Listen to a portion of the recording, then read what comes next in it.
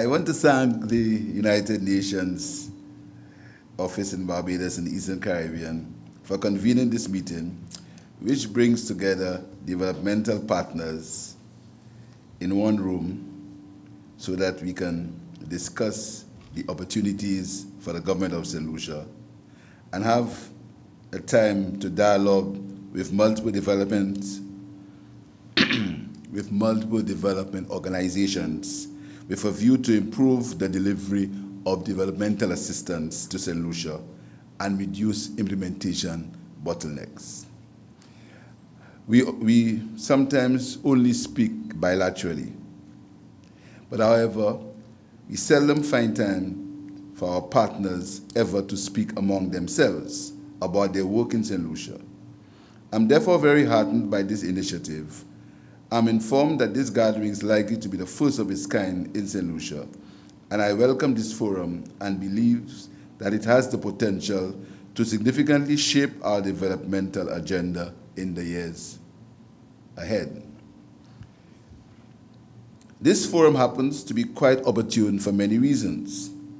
First, Saint Lucia is in the process of finalizing its 2021-2026 medium-term development strategy called A Resilient Saint Lucia. Our aim is to build a resilient and inclusive nation for a more sustainable and productive future for our people.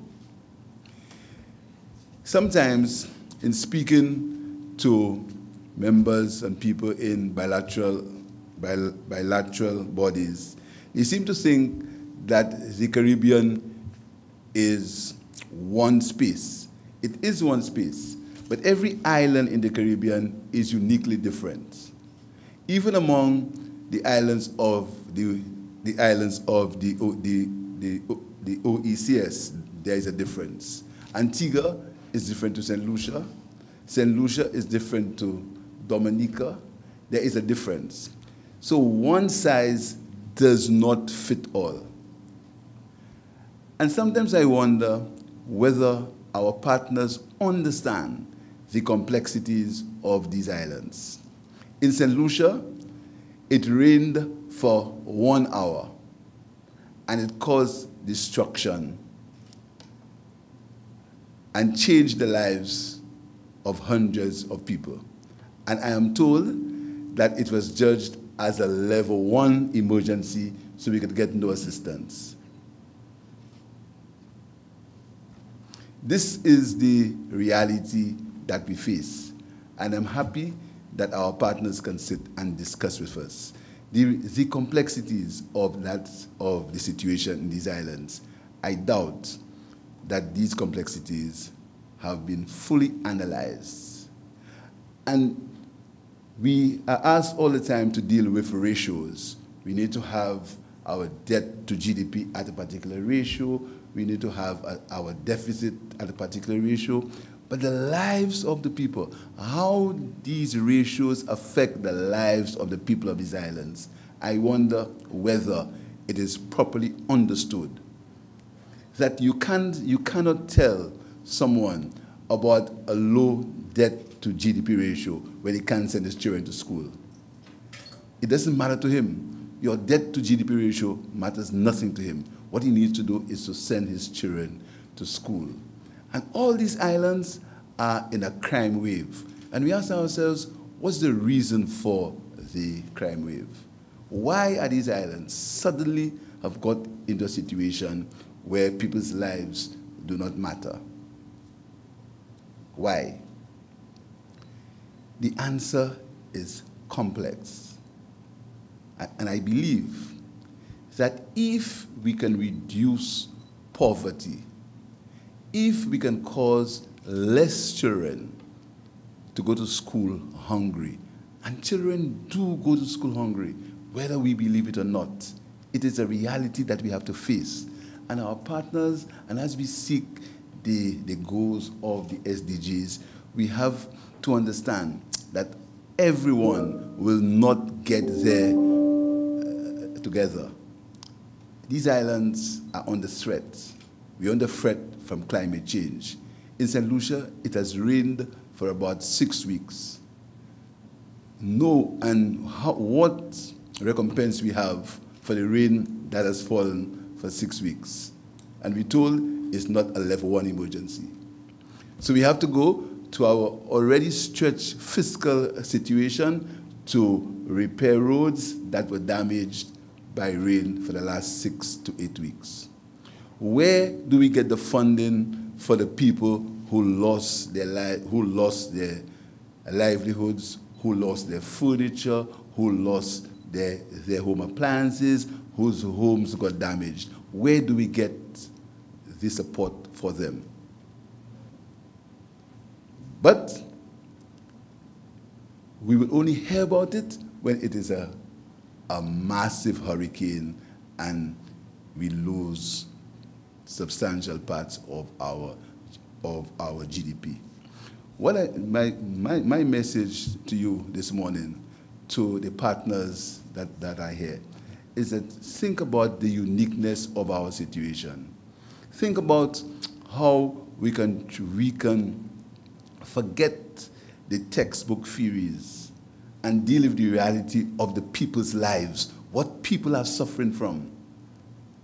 We need to be able to face the reality of the situation that exists in these islands. How are we going to solve the crime situation? How are we going to cause young men who know each other, born in the same neighborhood, would see nothing wrong in shooting each other in the head in broad daylight? It's happening in all the islands. What can we do? We can sit here and we can talk. We can deal with all kind of projects and all kind of long documents. And sometimes to get the aid or to get the support, the process of getting that is so difficult. By the time it comes, the problem has got worse. By the time the so-called support comes.